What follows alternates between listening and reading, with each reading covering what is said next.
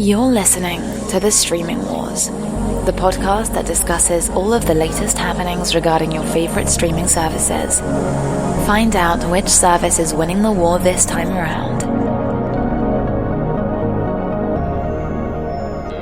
Hello everyone and welcome to the latest episode of The Streaming Wars. I'm Dustin and Tony is with me and we are here to discuss everything from May 5th through the 18th. Boy, oh boy, was there a lot of news over the past couple of weeks, and it actually all happened, honestly, within the last week.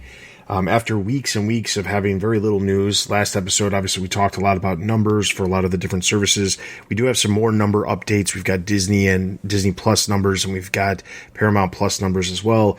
But there's some huge news, probably maybe potentially the biggest news we've talked about here on the podcast, which is there are two major streaming services that hypothetically could be coming together in some way, shape, or form because of a new merger. We're going to talk about that.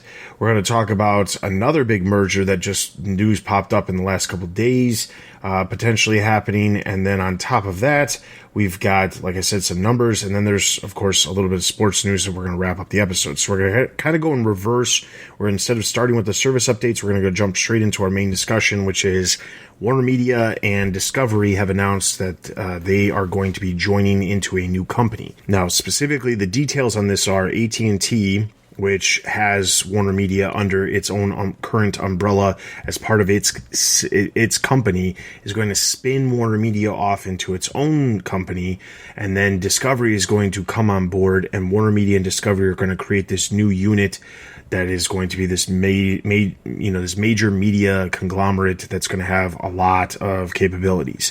Obviously, the Turner stations would be included with that. You've got all of the Discovery networks that would be included in that deal. You've got Discovery Plus, you've got HBO Max, you've got some of the other deals that are in place, or the other elements like the Turner networks. You've got DC Comics, all the stuff that we've talked about here on the podcast when it comes to WarnerMedia being a giant company in and of itself. It still fell under AT&T. So by spinning it off into its own company, AT&T is going to own about 71% of that company. And then the Discovery stockholders will hold 29% of that company too. The merger is set to be in the $40 to $50 billion range when it comes to the valuation of the company. Now, there's a lot to discuss here. The first thing I want to discuss is this is an odd situation, specifically because, as we've talked about recently, AT&T has been looking at selling off elements of WarnerMedia. They had a deal in place, which we'll see what ends up happening with that deal, but they had a deal in place to spin off Crunchyroll, sell that off to Sony, and Sony was going to pay $1 billion for Crunchyroll. There's been lots of talk about WarnerMedia, the Warner Interactive Entertainment element, the gaming side of WarnerMedia being sold off, and various different elements, potentially specific developers that are game publishers that are creating games. And then there was elements of there was talk about DC Comics being sold and then being potentially licensed back, the characters being licensed by WarnerMedia. So there's been a lot of talk about spinning off different elements within WarnerMedia, just because AT&T has been said to looking for ways of getting a return on their investment, because they did pay $85 billion just a couple years ago, and they haven't seen exactly a huge return on their investment, and they're getting a lot of heat when it comes to the stockholders. So there's that.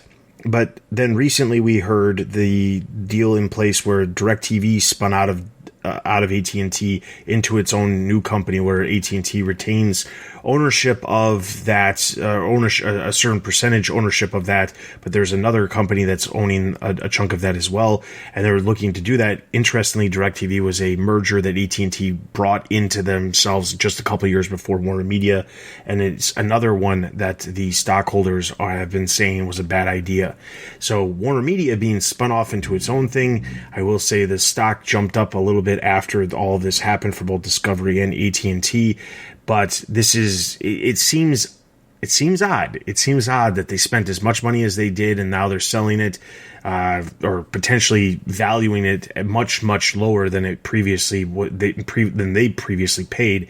So there's that side of it, which is the business side of it. We'll get into the streaming side in a second, but as far as the business goes, do you think it was? What do you think this is? Do you think this is a case of regret and trying to figure out some way of making something out of nothing?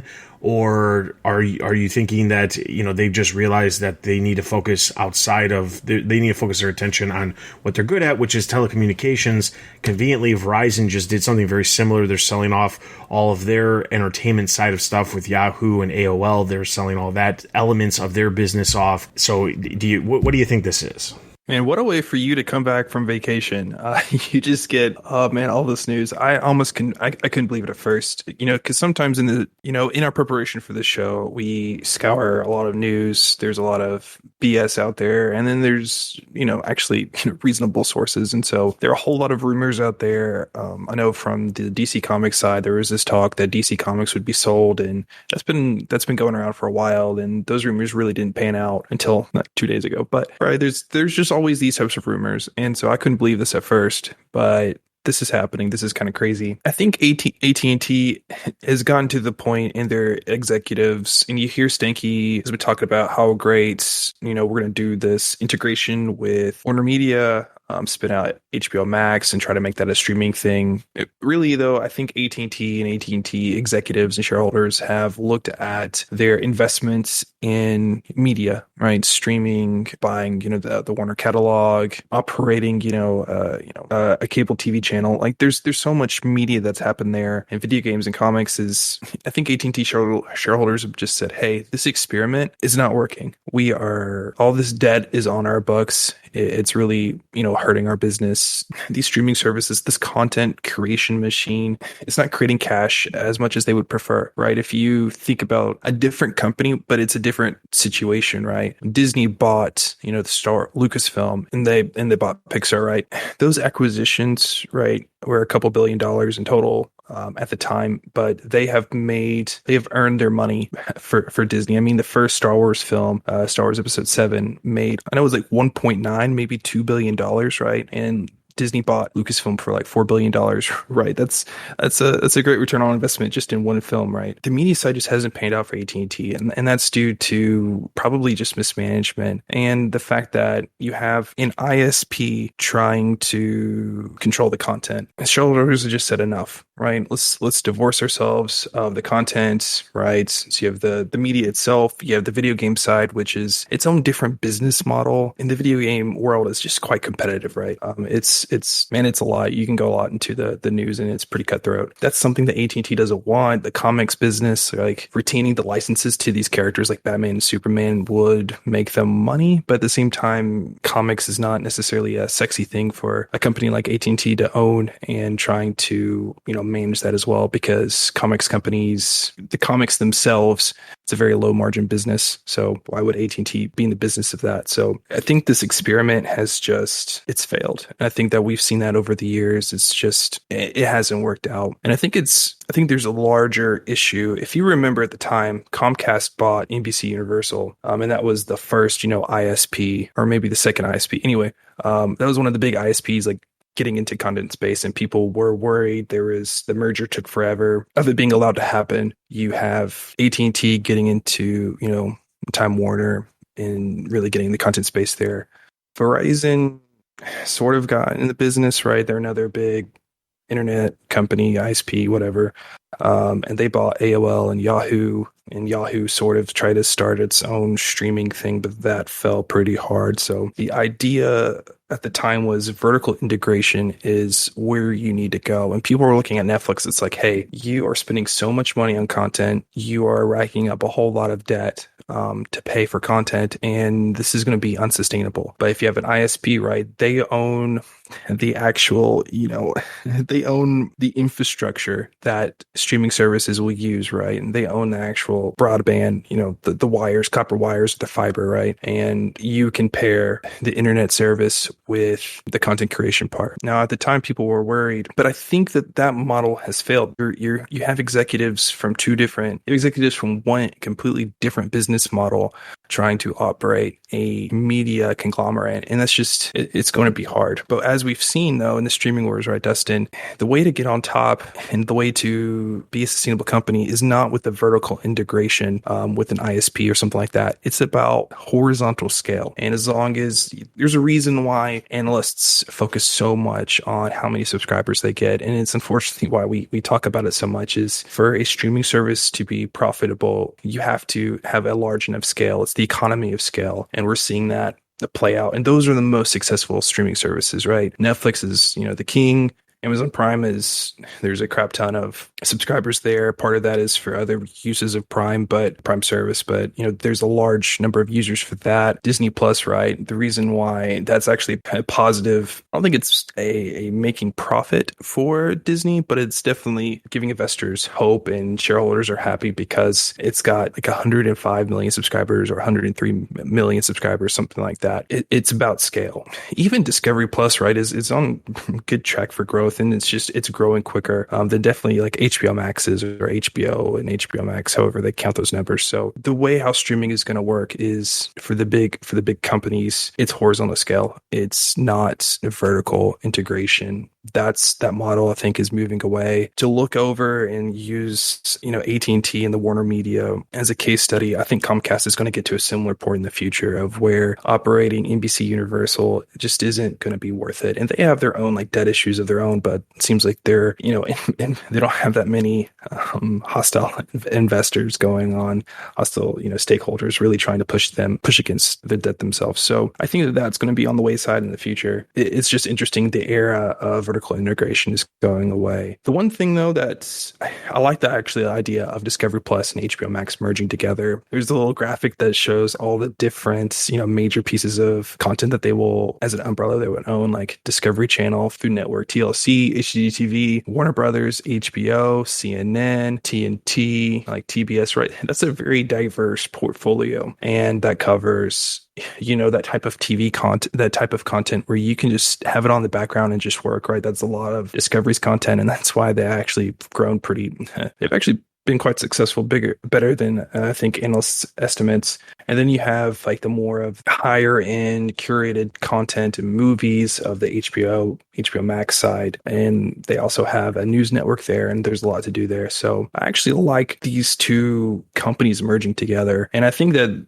by themselves, they're not big enough to really get regulators concerned, right? There's no way that it's people going to be concerned, I think, for antitrust reasons, because Netflix is already huge. Disney is already huge, and they have a whole bunch of properties on their own. Prime is doing some things. Apple is buying a whole lot of, stuff going on. So I think from the antitrust side, I think that this merger will be approved, hopefully sooner than later, because you can announce a merger, but until it's approved by regulators, it's going to be just kind of out there, and that's going to be some cause for concern. So that's kind of my overall view of the situation. I actually like the sell. I think AT&T wasn't doing a good job handling everything that a media company would have to deal with. I think the era of vertical integration is going away. I like the content being merged together. I think it's a good mix, and I think it's something that other streaming services do not provide at the moment. Just such a diverse portfolio. So that's kind of like my 3 big points. How do you feel about some of them? I'll say this. I would have never in my wildest dreams thought that this would have been the weird merger that would have taken place. But honestly, when you think about it, it actually makes perfect sense. The type of content that Discovery puts together is very, very different than the content that WarnerMedia already has. And obviously, both of these companies are bringing different elements to the table, but a lot of the content that is coming from Discovery is unscripted content. That is not something that you actually have a ton of at WarnerMedia. Outside of a couple of shows here or there that are unscripted, most of those shows are scripted. They have a lot of scripted shows that they make for other networks. They make a lot of shows, obviously, for themselves. They have lots of movies. Discovery doesn't have any sort of feature film studio aspect of their company. They don't have that. So they don't have that aspect. They don't have news. They don't have sport. Well, they have a little bit of sports, but they don't have the sports like Turner Sports. So there's when you start looking at what you're bringing, what each company is bringing to the table, it's actually a very, very good mix and actually really creates a larger group that works well. It reminds me a lot of the Disney stuff, like you were mentioning with like Lucasfilm or Pixar or Marvel, where they're bringing something in that works alongside what they already have, but isn't taking away from what they already have. And that's what this is. Discovery's bringing a lot of unscripted stuff to the table, and Warner Brothers is bringing a lot of the other media elements to the table that Discovery doesn't have. So it actually works. Now, whether or not it is going to work long term, I honestly think that this is probably a game changer when it comes to like the last of the legacy media companies changing. One, because it gets WarnerMedia away from AT&T, or at least not under the immediate control over AT&T. Obviously, AT&T stockholders are still going to own a huge chunk of this company, but it's not going to be directly underneath the leadership within AT&T, and I think that's crucial to have WarnerMedia succeed long term. I think a lot of the decisions or I should say, some of the decisions that have been made over the past couple of years since WarnerMedia got brought into AT&T have been very questionable and haven't been exactly well thought through. I think that's going to change when you have somebody who's from media in charge of a company and running it as if it's a media company and not a way to make your other businesses prosper. And I think that's important. Of course, one of the questions that comes up is, well, what happens with the leadership? It's been said that the Discovery CEO, Zaslav, will be the new CEO of this new company, and they've got a name that they said they're looking to release. Maybe by the time this episode releases, they'll have named it.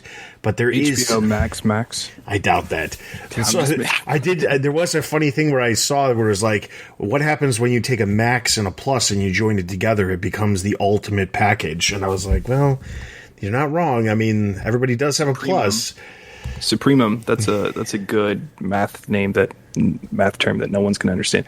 Yeah, I hope they actually have a good name. I know that's kind of ruined your your point, but man, I really hope they pick a good name, because there's been so many bad names, and HBO Max is very confusing. Discovery Plus, like, I hope that's better. Anyway, go ahead. I saw one that was pretty amusing. It said WMD, WarnerMedia Discovery, but WMD obviously also stands for Weapons of Mass Destruction, so there was that, and I was like, well, that's amusing, but I don't think that'll be the case. But yeah, I mean, overall, they said that they have a name coming out, so it's not going to be WarnerMedia and it's not going to be Discovery. It's not like Discovery is owning WarnerMedia, WarnerMedia is owning Discovery. It will be some sort of new name for the company, which obviously changes it. I'm sure Warner is going to be incorporated in some way, shape, or form in that name, just because that is the legacy company out of all of the companies involved. But the new CEO will be the current Discovery CEO.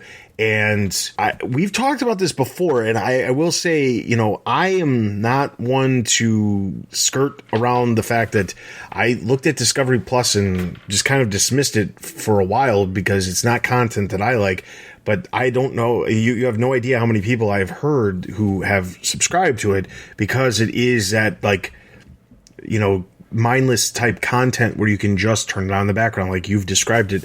So I personally have dismissed it. And I also, the one thing that I kept saying was I thought it was ridiculous how many times the CEO at Discovery was saying they were going to announce details, and they kept saying it for months and months and months, and they weren't doing anything. And then finally they announced it, and then it was like literally a month later they were rolling it out. It was like very little marketing going into it.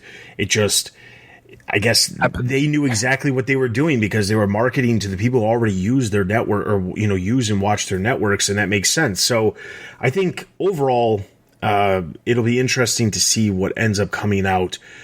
Killar has been said, who's currently obviously the CEO at WarnerMedia, is looking at an exit package. That's got to suck for him because he's literally been in the role for just over a year.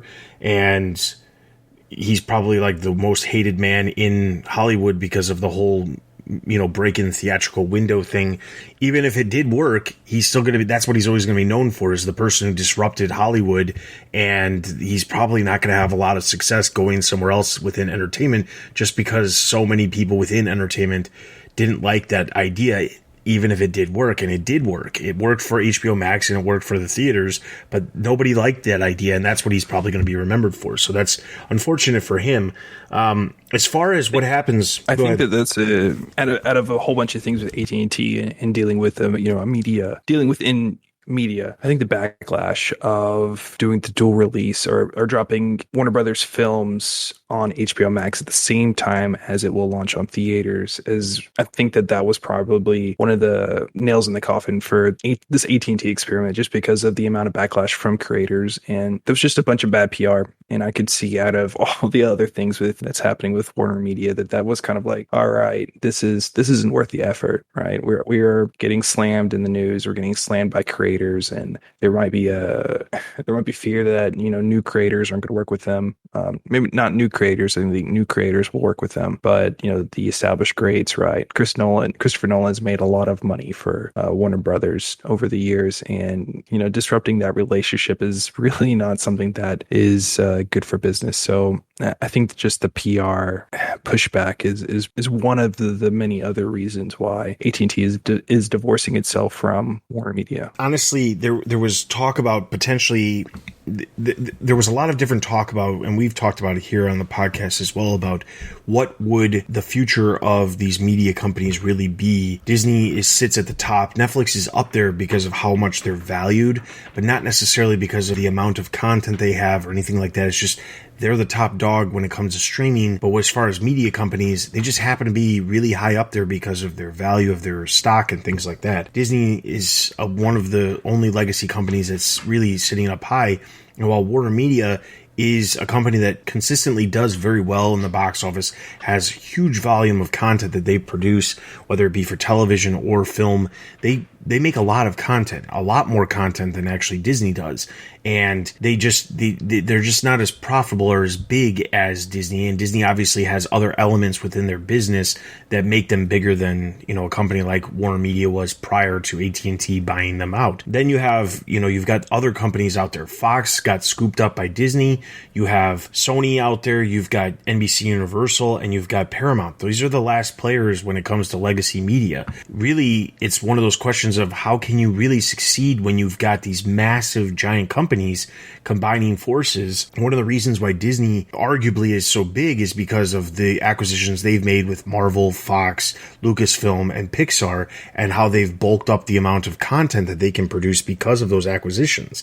And I think that's one of the reasons they're set up for success going forward when it comes to streaming. Netflix has obviously gotten really good about pumping money and creating content. Whether or not it always works or not is arguable, but they're really good about doing that. Amazon is starting to get a foundation when it comes to having consistent content on their service, and they've got the money to do it.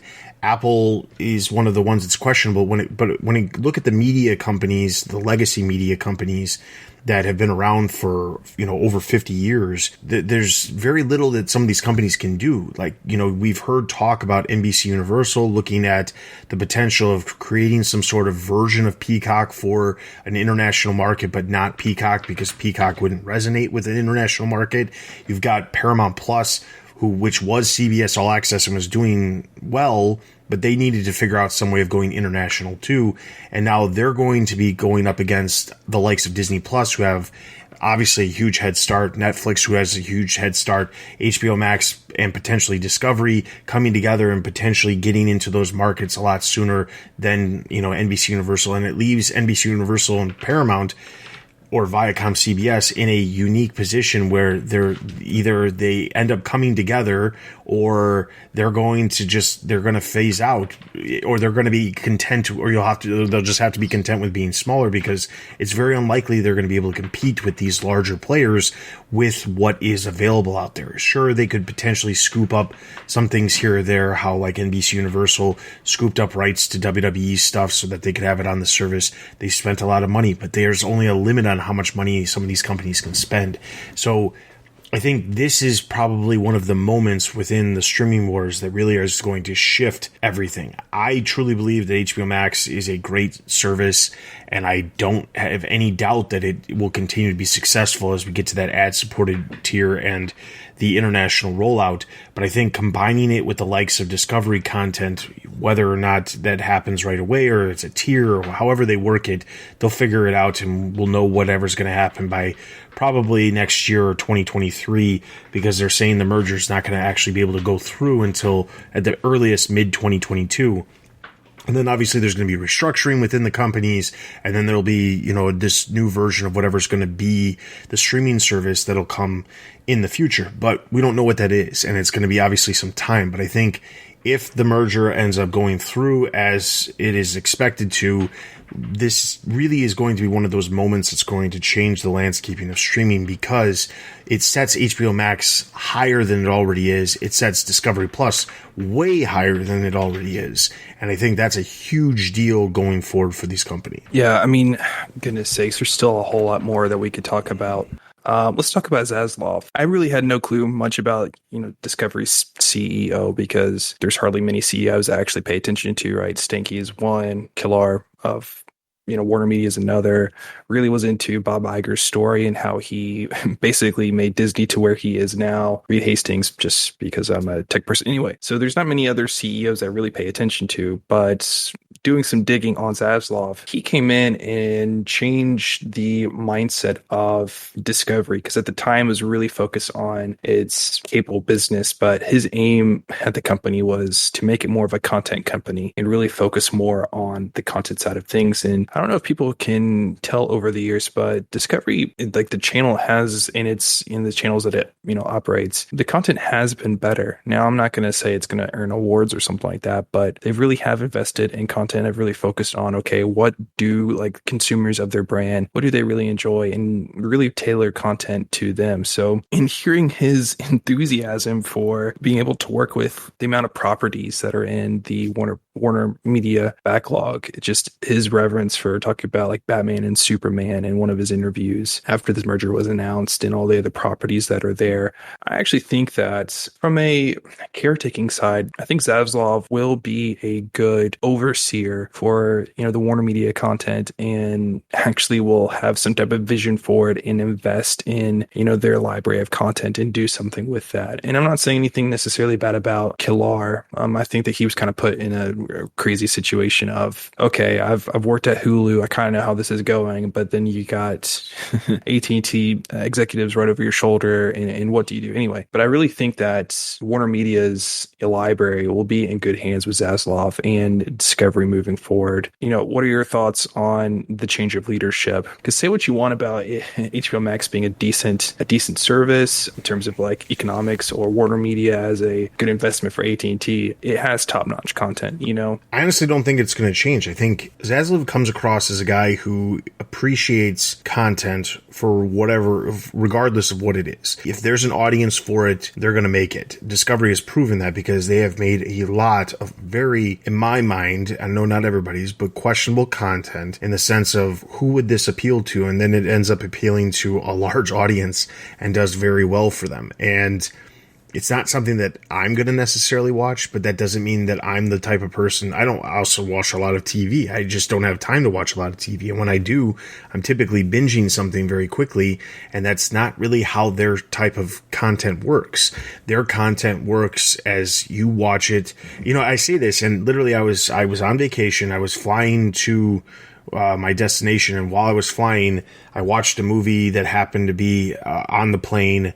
Also happened to be a movie that happened to be available on HBO Max as well. But I was watching the movie on the plane, and then I got done, and I was like, well, I only have about 45 minutes. I don't have enough time to start another movie.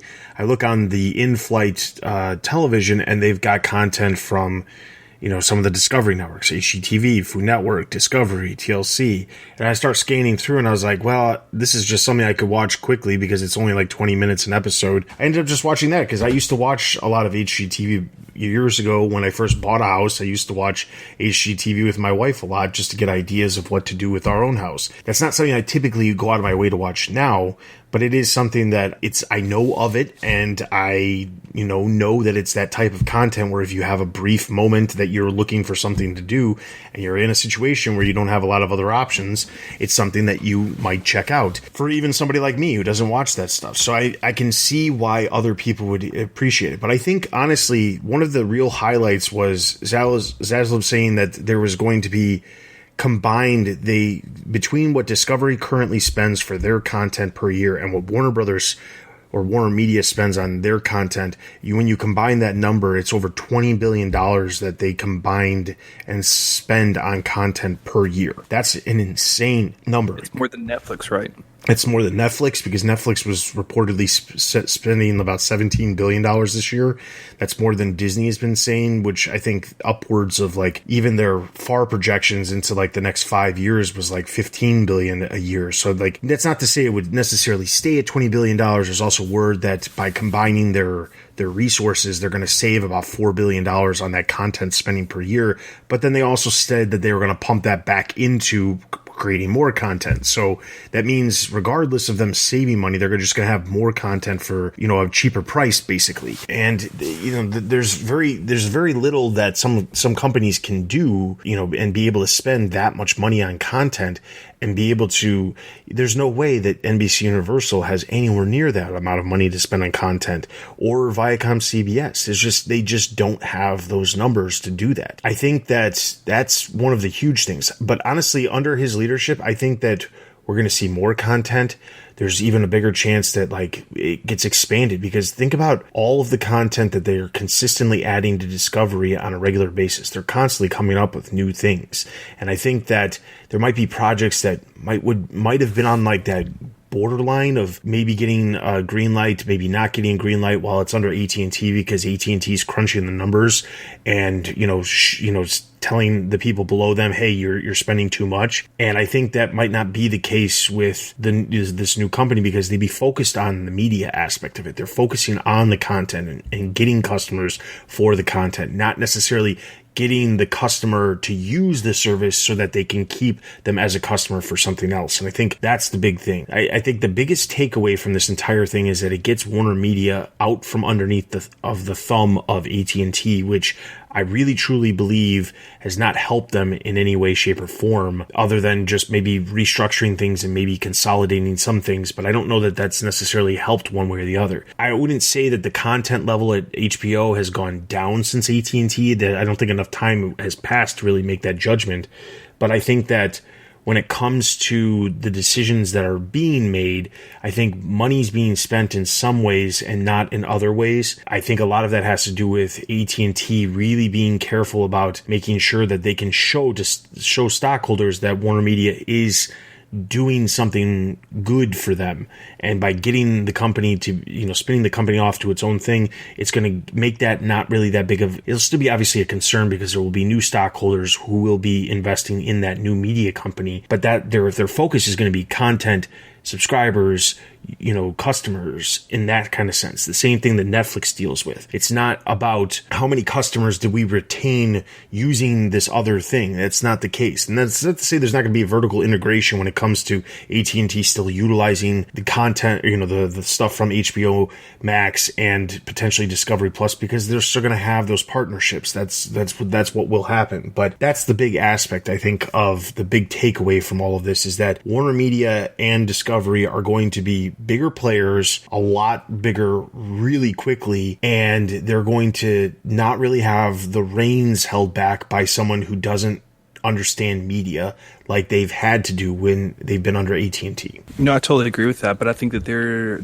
are other hidden benefits that are also really huge for Warner Media as a whole. One of them is HBO Max is currently in the United States. Yes, there are partnerships with different entities, in Europe or South America, right? And that's been a big issue with some European friends of mine. Of this, the Snyder Cut came out, or Kong versus Godzilla, whatever the actual name of that movie, or Mortal Kombat. The point is HBO Max is, from the technological side, has not done a good job, in my opinion, and they've had such big issues with their international rollout. Or Discovery Plus, right? What was it, like week 2 or 3? It just seemed like, hey, we're adding this international location, we're adding this international thing, we're doing blah blah blah here, and now they're in a whole bunch of countries. I think there's a lot of focus on what the WarnerMedia catalog can do for Discovery Plus and the whole platform as a whole.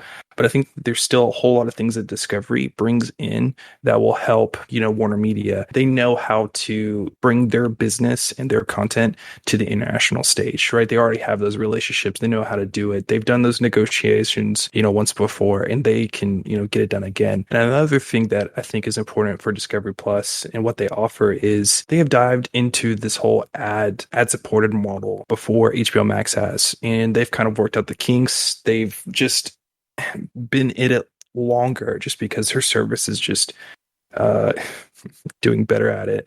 And I think that HBO Max is right. They've signed. They're trying to figure out how to do this ad-supported model. And yes, they're trying to figure it out just due to HBO side. But in general, there's just been a lot of conversations of, okay, we were talking about this for probably like a year and a half almost, of how they're going to do this, and they haven't delivered, it seems like. And so I think that those two pieces combined can really of Discovery and what they offer will help WarnerMedia and help bring whatever you want to say about their streaming service, and if they merge or they do not merge, that tribal knowledge that Discovery has can definitely benefit WarnerMedia as a whole. And I think that that's something that it might be a little overlooked of. I would say Discovery Plus and the people there have more experience at running a streaming service than WarnerMedia.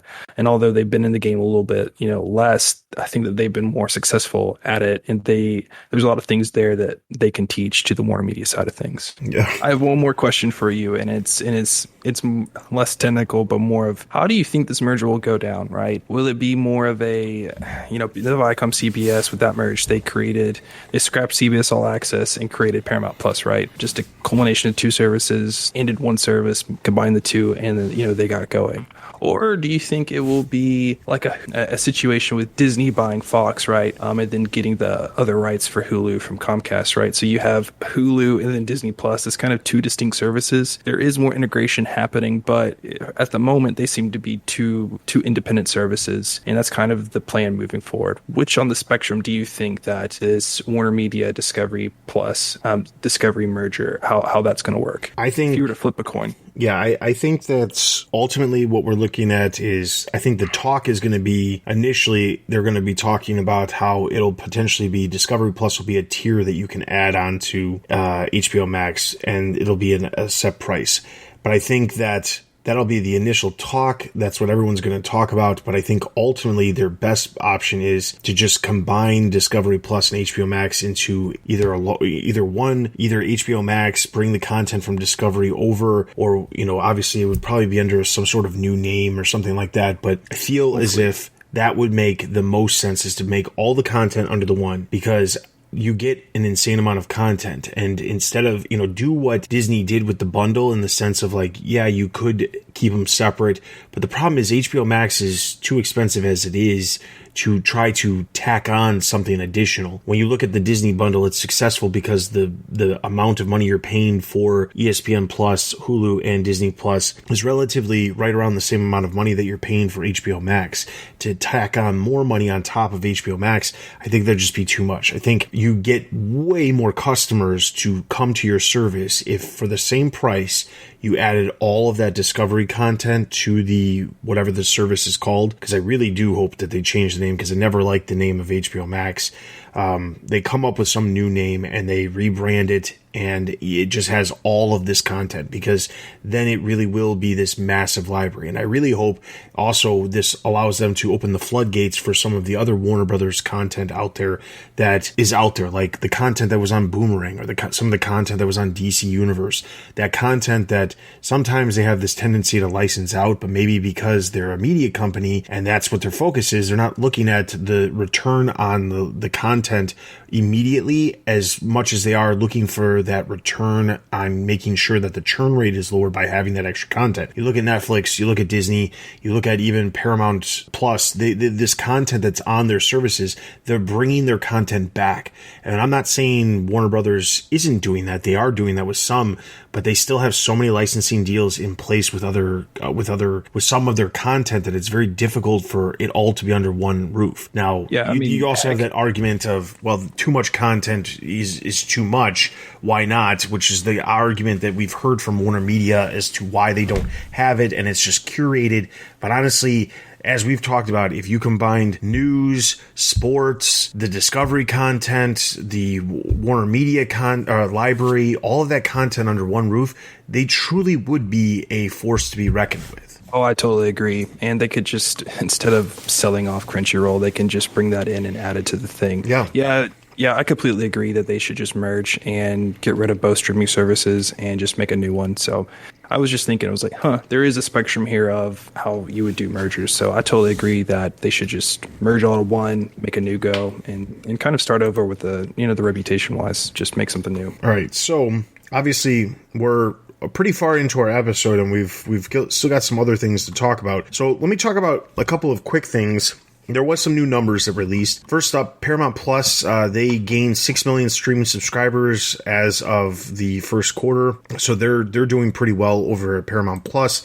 One of the things that's been attributed to their success is the fact that the SpongeBob movie that released right away when the service released, that drove some engagement right away. There was people who not only subscribed and watched the film right away, but also were watching other content that was related to that. So one of the announcements that they said when they were giving their numbers was that in 2022, they're planning on doing a movie a week on Paramount Plus. And that's obviously very similar to what we see Netflix trying to do. Now, the question, of course, is where are they suddenly going to get 52 movies for an entire year? Because they're not currently producing that many movies. And it turns out they've said that they're going to use some of their labels, such as MTV, Nickelodeon, Awesomeness. They're going to create certain movies under these labels that will be part of these 52 movies that would release over the course of 2022. Obviously, they're big films like Quiet Place 2 or Quiet Place Part 2 or Top Gun, the Maverick, the newer movies, Mission Impossible. These movies will eventually come to the service and be included as those 52 movies, but they'll have a number of movies that will be releasing as well. It's probably going to be just like Netflix, where it's kind of a mix between hits and probably a bunch of misses because they're made for TV movies, or they're movies that are meant for, cable typically, because they're coming from, places like Nickelodeon or MTV. So there's that. So Paramount Plus is doing great. When you look over at Disney Plus, they also have new numbers. They've added 8.7 million subscribers in the last quarter, which is not as much as obviously some analysts had projected, but it does show that there's a situation forming at Disney where they've kind of hit a spot where, yeah, they're still going to go up, but they're not going to be seeing those massive increases that we've seen over the last year just because of obviously the global pandemic. They were also rolling out in a lot of international territories. This was one of the first quarters that they didn't have a massive rollout in an international territory. So that explains why their numbers aren't as high as some analysts projected. But even so, steadily growing at 10 million subscribers or even 5 million subscribers every quarter, they're still on course to be where they're projecting to be, around like 200 million subscribers with Disney Plus within the next 5 years. They're well within that range. So there's nothing to necessarily be worried about there. All right. So then the other big story, which we'll talk about, there's a little bit of some news, some sports news, but given how long we talked about WarnerMedia, I'm going to wrap up we'll wrap up the episode with another conversation real quick about another big merger, and we'll save the sports news for next episode because some of it's conjecture and some of it is some information. I'll just tell you the information. WNB has been signing a lot of streaming deals. They're going to ended up making some deals with Paramount Plus and Amazon. They're going to be having some of their games coming just at the end of this month to those platforms, as well as Twitter and Facebook as well. So there's that.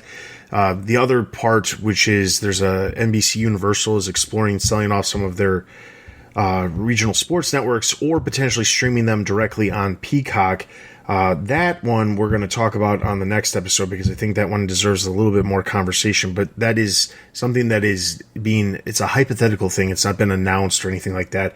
But I do want to spend a little bit more time. But the big other news that just came out in the last 2 days was that Amazon is reportedly looking at buying MGM. Now, you may be saying, wait, wasn't Apple looking at buying MGM? Yes, that's true. They were at one point, but that deal fell apart. And the word is that Apple was looking at buying MGM. MGM valued themselves too high, and Apple decided they weren't interested. It turns out Comcast was also looking at potentially buying MGM to bolster the library for NBC Universal, and it was the same thing. MGM stated, they were valued at a specific amount, and Comcast decided, well, we don't think so, and we're not interested. So they passed. Now, however, Amazon is the new player that seems to be interested in MGM, and they're reportedly interested for about $9 billion to buy MGM. Now, getting MGM has, they produce a lot of television shows, and they have a library of, thousands of movies as well. One of the franchises that they have that's big is they have the James Bond franchise, and that would bring that content over to Amazon. It would bolster Amazon's content, and it would really put Amazon in a unique position where they would be having a lot more possibilities when it comes to the content that they could create by bringing basically a media company in that has made content but isn't necessarily as big as NBC Universal or Sony or WarnerMedia. So I think this works. I think it would have worked better with Apple personally, because I think Apple, it made more sense because, one, Apple is spending money on things. I think MGM is a little bit overvalued when it comes to $9 billion because they've also almost gone bankrupt like 3 times in the last 10 years. So there's that part of it too. But I think when it comes to Amazon and it comes to MGM, I think it could work. Like I said, I think it works better if it would have been like Apple who did this. But this is a similar situation to some of the other ones that we talked about earlier with WarnerMedia and Discovery, where if you are a media company, you are looking at these other potential opportunities to expand what you have, and there are not a lot of options out there. There is not a lot of potential companies that you can really, one, afford, and two, has the content that's really going to help you succeed. And I think MGM is one of the smaller ones that's left. There's very few that are left like that. There's some cable networks that might come into play, like somebody like AMC, which has a lot of smaller stuff. They're a company, but they're not huge. They have elements that could work for a company, but I don't think that they're big enough or have the content library to really warrant a large price tag or even warrant a lot of interest from some of the players that actually have the money to throw around anyway. There's just not a lot of these companies left. And I think that if MGM does end up going to Amazon, whether or not that works out, because obviously we've heard stories about MGM potentially going other places before and they just didn't pan out. If that does happen, it makes Amazon a bigger player when it comes to media, creating media in the content space in the near future. One, I do agree that maybe MGM is a little too optimistic on themselves, are pricing themselves higher than they probably should. I'm going to push back. I think MGM's content would be good for Apple just to bolster their library, but I don't think it would help them gain a lot of subscribers. So in that sense, Apple needs subscribers, and I don't think any of their content will immediately be like, hey, it's driving subscriber growth. I think it actually works pretty good for Amazon, right? Like, yeah, you could buy some of the main MGM movies from Amazon Prime, but maybe they're trying to get people okay, well, we could put this content on and you can get it free on Amazon Prime. I also see that there's a huge opportunity to actually bolster their IMDb TV service by like, hey, here's a lot of MGM content that we could put on there and make IMDb TV actually more enticing to what it is. I like a lot of content there, but I can definitely see with the MGM potential acquisition, I can see them bolster IMDb TV to actually be something of a little bit of a force within the streaming game. Like, yeah, it is a part of Amazon and Prime, and there's that association there. But if you invest a little bit, there's something to IMDb TV that could really help grow Amazon's presence in the streaming game. But, you know, overall, Amazon does have the cash. So did Apple. I think conventional wisdom says, yeah, MGM would make more sense for Apple just given everything, but I think it makes sense for Amazon too, of how it could fit within their business model of they don't necessarily need to get subscribers at the moment, but they do need to bolster their content to keep, you know, subscribers around. Where Apple, they actually need to get people interested in the service, and unless you're releasing a James Bond film on Apple TV exclusive, I doubt that there's really anything there that would drive subscriber numbers significantly in the near term. So for now, that's what we've got when it comes to that. Like I said earlier, if there is more that comes of the Amazon, we'll be talking about it, but there'll be more details about what it'll actually become if it actually ends up going through, because right now it's essentially hearsay. There's some rumblings from sources and things like that. It's not like it's not being at least talked about, but it's not something that's been finalized. It's not been something that's been, you know, actually announced from either one of the companies. I will say, however, that the Warner Brothers or WarnerMedia Discovery thing, that news broke on a Sunday evening, and then by Monday morning, that's when they officially announced it. And then John Stankey and Zaslav from Discovery, they were making the rounds, doing interviews and things, answering questions about the merger. So it's not to say that something couldn't happen in the near future. I mean, with, you know, horrible luck, we could release this episode and then all of a sudden something happens right away. But we'll be back in 2 weeks with another episode, and we'll be discussing any new rumblings when it comes to that. And like I said, we'll go back to that NBC Universal with the regional sports networks, because I do want to spend a little bit more time talking about that. And it's not a timed necessarily thing, because it's just something that's been talked about, but it hasn't been officially announced yet either, so we'll get back to that on the next episode. With all of that being said, be sure to check out our show notes, because we have all of these articles that we talked about here, as well as everything else that's happened within the streaming wars. You can find show notes at our website, thestreamingwars.io. You can also subscribe to us on YouTube. We have playlists that feature all of the trailers for all of the different services. As you are looking for new trailers to watch, if you subscribe to a certain service, you can check out our playlist, and it'll show you all of the latest trailers from that specific service, or you can subscribe to multiple playlists and check out what we've got to offer. In addition to that, you can follow us on Twitter and join our Discord. That's where you'll find articles that we talk about here on the podcast, and then obviously a bunch of the other ones that we don't. Instagram is where you will find announcements related to new episodes of the podcast posting. And if you are interested, you can send us an email at thestreamingwars@gmail.com with any questions, comments, concerns, topics, or things you'd like us to discuss on future episodes. You can always leave feedback wherever you're listening to this podcast. That is always greatly appreciated. With all of that being said, for Tony and myself, this has been The Streaming Wars, and we'll see you guys next time. Thanks for listening to The Streaming Wars. Check us out on Twitter and Instagram. Also consider supporting us on Patreon. Links can be found at thestreamingwars.io.